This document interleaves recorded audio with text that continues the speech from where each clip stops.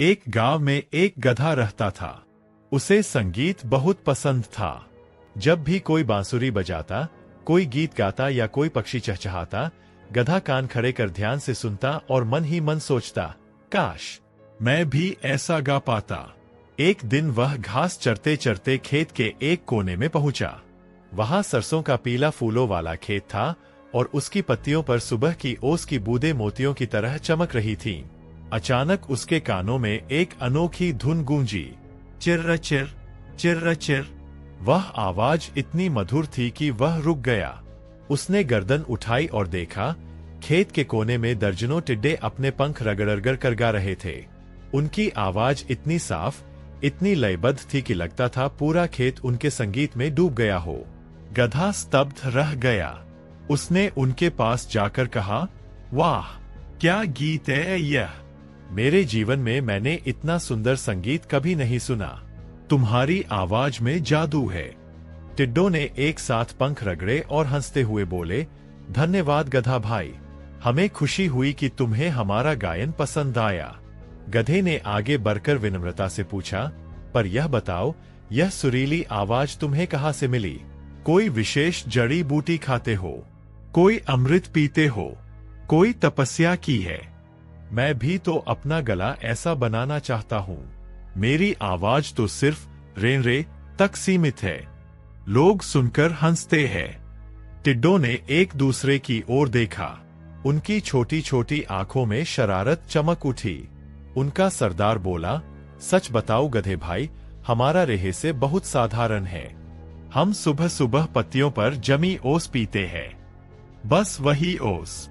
उसमें प्रकृति का सारा संगीत छिपा है। एक बूंद पीते ही गले में मिठास आ जाती है।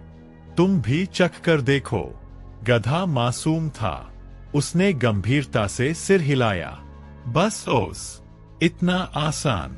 ठीक है, आज से मैं भी सिर्फ ओस ही पीऊंगा। कुछ नहीं खाऊंगा, कुछ नहीं पीऊंगा। जब तक मेरी आवाज तुम्हारी तरह नहीं हो जाती, मैं हार नहीं मानूंगा।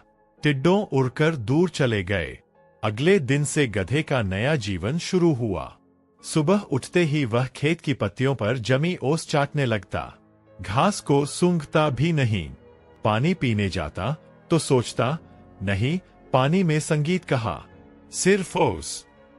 दोपहर में जब सूरज तेज हो जाता और ओस सूख जाती तो वह उदास होकर बैठ जाता।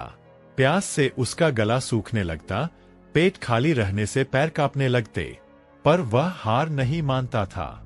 गांव के दूसरे जानवर हैरान थे। बंदर ने पूछा, गधे भाई, तू खाना पीना छोड़कर पागल हो गया है क्या? गधे ने कमजोर आवाज में कहा, नहीं भाई, मैं कलाकार बन रहा हूँ। ओस पी रहा हूँ। बस थोड़े दिन और मेरी आवाज टिड्डों जैसी हो जाएगी। तीसरे दिन उसकी पीठ पर बोझ ढोने की बारी आई। मालिक ने चारा डाला, पर गधे ने मुंह फेर लिया। मालिक ने गुस्से में डंडा उठाया। गधे ने फिर भी ओस की बूंदें चाटी। पांचवें दिन वह इतना कमजोर हो गया कि चलते चलते गिर पड़ा। उसकी आंखें धंसी हुई थीं, रीढ़ की हड्डियां दिखने लगी थीं। फिर भी वह रेरे की आवाज निकालकर कोशिश करता। अब तो आवाज में मिठास आ रही है, पर उसकी आवाज पहले से भी भारी और टूटी हुई थी। 10वें दिन गधा खेत के उस कोने में पहुंचा जहां टिड्डे गाते थे। उसने आखिरी बार ओस की बूंदें चाटी, फिर धीरे से लेट गया। उसकी सांसें धीमी पड़ने लगीं। दूर से टिड्डों का वही चिर्र चिर्र गीत आ रहा था। गधे ने मुस्कुराने की कोशिश की, शायद अगले जन्म में मैं भी ऐसा गा सकूं। और फिर उसकी आंखें हमेशा के लिए बंद हो गईं। शाम को जब गांव के बच्चे खेत में खेलने आए तो उन्होंने गधे का मृत शरीर देखा। टिड्डे अभी भी उसी कोने में गा रहे थे। एक बच्चे ने पूछा, ये गधा यहाँ क्यों मर गया? बूढ़े किसान ने आंखें पोंछते हुए कहा, बेटा, यह मूर्खता की कीमत है। टिड्डों का गीत उनके पंखों में है, उनकी बनावट में है, उनकी प्रकृति में है। ओस से कुछ नहीं होता। हर प्राणी को वही खाना चाहिए जो उसकी प्रकृति के लिए बना है। जो अपनी सीमा भूल जाता है, वह इसी तरह नष्ट हो जाता है। सीख, प्रकृति ने हरेक को अपनी जगह दी है। अपना भोजन दिया है, अपनी आवाज दी है। उसे बदलने की जिद में जान गंवाने से